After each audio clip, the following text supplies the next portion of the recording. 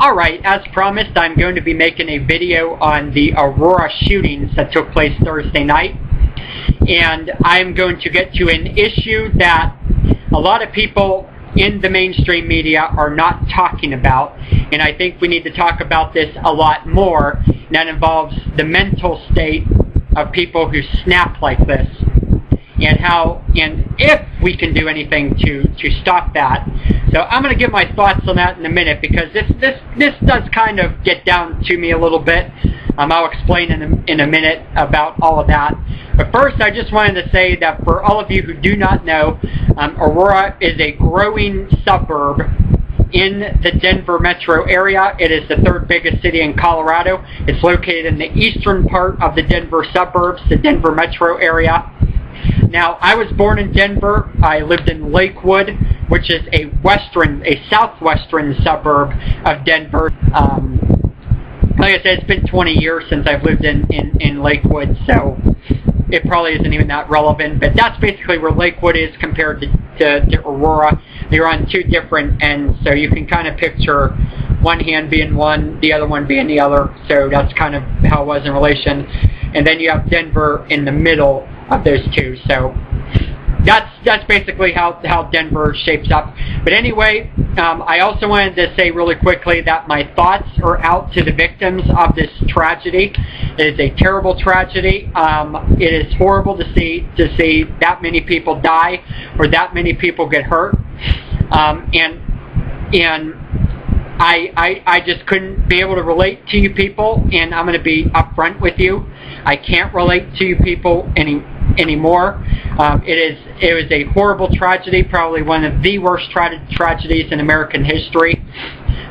Definitely pretty bad, just like Columbine. There's been a lot of violence the past few decades in Colorado. A lot of big stories went out of there. So yeah, like I said, I'm very sorry, and I send my thoughts and prayers out to all of you in Aurora. And I also want to congratulate the community of Aurora, who came together in such a time for need. They stepped up to the plate. People donated pizza. People donated different food to different Aurora police officers and firefighters and emergency responders out there. I've seen many great stories when it comes to that. Such great generosity from people who donated to the victims, people who donated blood. I mean, you're all awesome there in Aurora, and it just makes me proud, again, as to why I was born in Denver. I say I was born in Denver and was proud of it. And you know what?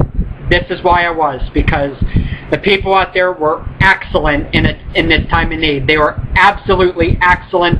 And also, I can't go with a video or comment without giving a shout out to my main man out there in Colorado, the former geologist turned brew pub guy turned mayor turned governor.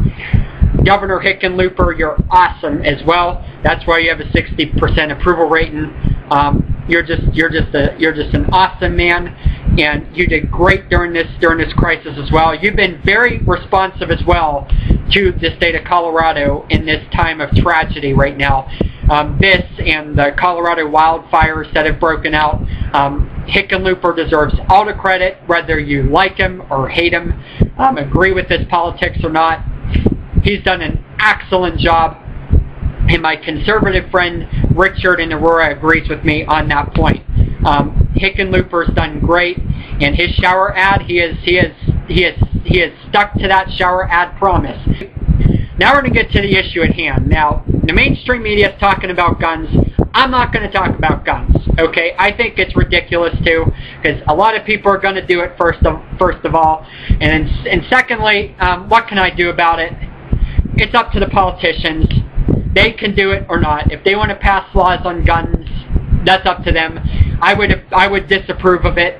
That's one of my token conservative positions is on guns. I'm a big believer in the Second Amendment. A lot of people are out here in Pittsburgh, so I'm just one of those people. I'm against. I don't think gun control would have made any difference, and I don't think that any of the NRA nuts and what they're saying about how if someone else had a gun, in the theater. They could have stopped this from happening. If they had any ounce of if they weren't completely ignorant of the situation, they would know that the theater was probably too dark and you had too much smoke in the room to see the killer. But that's not stopping the morons out there from saying about how this could have been prevented. But I don't believe that for a second. Okay, so shame on all of you that want to use this shooting as a way to talk about guns on either the right or the left. Okay, shame on you. Like I said, it's up to the politicians. So if they want to do it, fine. If they don't, well, there's just not too much we can do about it now, is there? So I would just be quiet about that. But there is something we can do. But anyway, getting off the desert topic and back to the topic at hand, I'm going to talk about an issue today of what we can do about it as a people, okay, as a collective community, as a state, as a country, okay?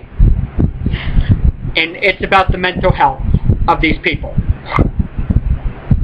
Now, I want to say first off that, so that I am absolutely clear here, because I don't want anyone to take this out of context. I have no respect for this James Holmes guy, the guy arrested who's suspected of killing 12 people. I have no sympathy for him at all, and I hope he rots. I hope he rots. And I hope he rots his life away in jail. And from jail, I hope he goes straight to hell, and I hope he rots there, right beneath the flames. Okay? I have no sympathy for this guy at all. I think he is a cold-blooded, killing creep. Okay? I want to make that very clear. At the same time, he is one of many people lately, especially lately, who have something wrong with them. And then they snap. And then they kill someone. Kill multiple people. Kill masses. And destroy people's lives. Okay? He is just one of many examples. Okay, you have Jared Lee Lochner. Now, he's a little bit different from the next two examples, including Holmes, because he just was mentally out there, and people probably just ignored it. Okay? And I'm going to get to that in a minute. But people probably ignored his state. Okay? Now he's getting the treatment he needs. But he wasn't in his right state of mind. So he's a little bit different than what these two guys were. But that said, then you have the guy in Western Psych in Pittsburgh. Went into a mental hospital, shot a bunch of people up, killed a bunch of people. Then you have this James Holmes guy. Went into a theater, shot a bunch of people up in Aurora. All snapped because something was wrong with them. And how do I know this? Because, well, let's look at James Holmes' history. This guy, a lot of people in San Diego, they didn't have much wrong with him. The only thing he did in Aurora was sped. And the police pulled him over and gave him a ticket for speeding. He didn't do anything for 23 years, pretty much, 24 years of his life. He didn't do nothing. Okay, people seemed to like him. They said he had his life together. He was intelligent. So with that in mind, why did he just all of a sudden snap out of nowhere and shoot a bunch of people up if there wasn't anything seriously wrong with this guy at the same time? That is something I want you all to ask yourselves, and I'm going to take a few seconds and I'm going to let you think about that. Okay? So, there's something wrong with this guy, and I think we need to deal with it. Okay, as a society. I'm going to talk about it in a minute. Now, what it was, I don't know. We don't know all the details of this guy yet. Is he mentally ill too? I don't know. But you have to ask yourself why he all of a sudden snapped like he did when he was normal, he seemed normal for his entire life.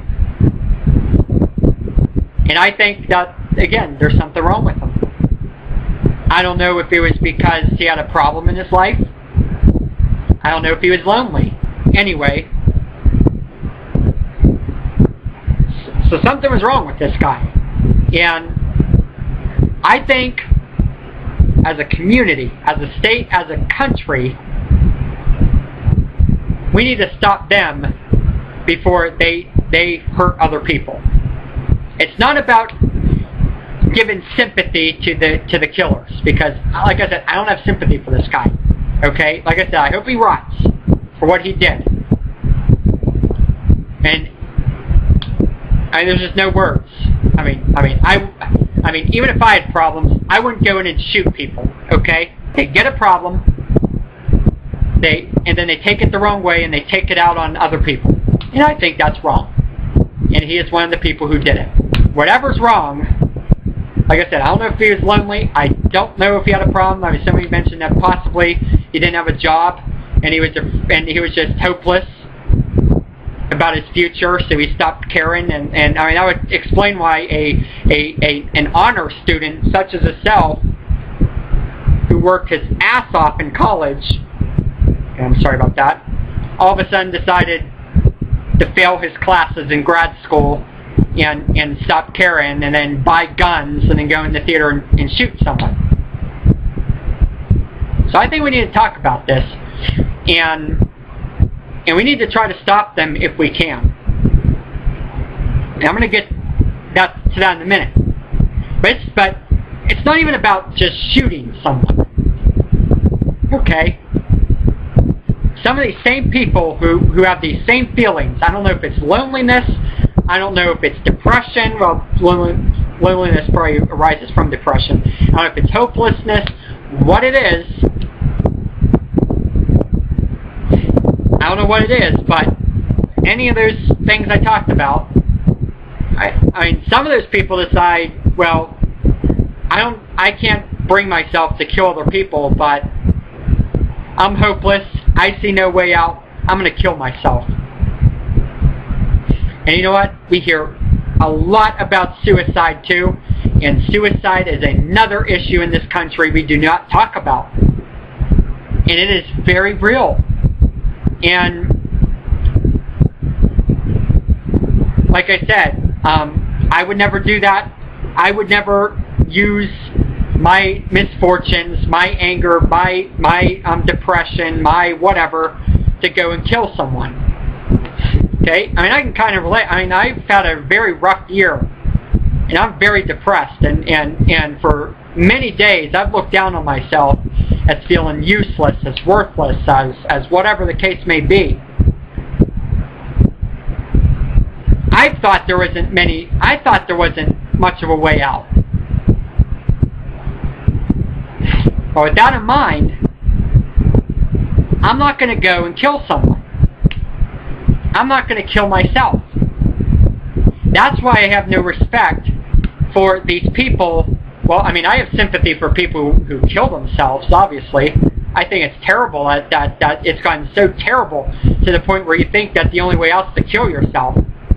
But for people who kill others, I don't have a ounce of sympathy for those people, because I know what's right from wrong. Yeah, stuff sucks, okay? But I know what's right from wrong, so I don't got sympathy for people who do that. But as a society, we can save lives if we actually get involved in these people's lives. And I know everyone's big about privacy and self-reliance and all this garbage. This I don't know. I hate to trash libertarians like this, but this basically this libertarian individual stuff, this privacy stuff, I mean, I think it's gone to the extreme in a way. I think that there is a rule sometimes, and I'm not talking about government here, I'm talking about as a community. I'm talking about just person to person.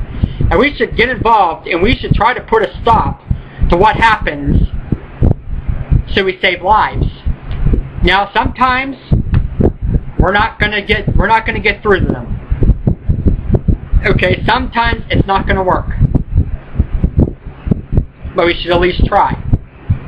And I'm making this video too, and like I said, this is all very timely because this weekend I saw a movie on YouTube this weekend called To Save a Life.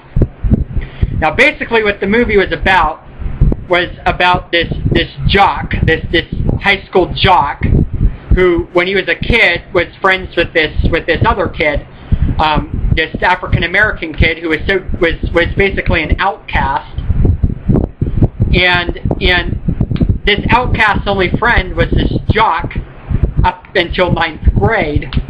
And then in 9th grade, they went their separate ways because the jock didn't want to be seen around this kid anymore. So he stopped hanging around this kid and started hanging around the cool crowd of people in high school. So this kid became lonely and obviously depressed. One thing led to another. Became a senior in high school, and then in the movie shot himself. And the kid had recollections of that. And it's horrible. So it's not even just about killing others. I mean, it's even killing themselves. This is very serious stuff. Suicide in these mental problems, especially when it comes to forms of depression. I mean, we've got to at least reach out to them before they do something crazy, because some people sadly can't tell the difference between right and wrong, and they're going to be willing to kill people or kill themselves. Now, like I said, sometimes we're not going to succeed, sometimes we're not going to break through to people, but we've got to try. We've got to be there for them. And I know a couple of people who are depressed too. I'm not going to mention their names, but I think from now on, I'm going to reach out to them as well, because this is serious. Okay, when we talk about suicide, when we talk about these killings, I mean, in this day now, we have got to move forward, and we got to use that day to make sure nothing like this ever happens again. And we need to do that as a community. I mean, as a state, as a country. We have got to come together, and we have got to stop these killings and these suicides from happening before they do.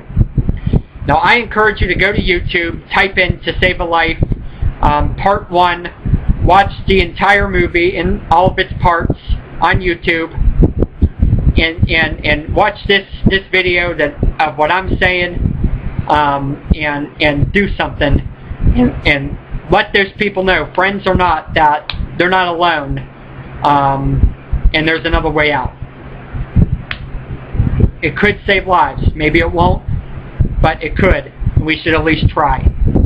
And that's my message tonight for you on this tragic Monday after the shooting. Let me know what you think about that.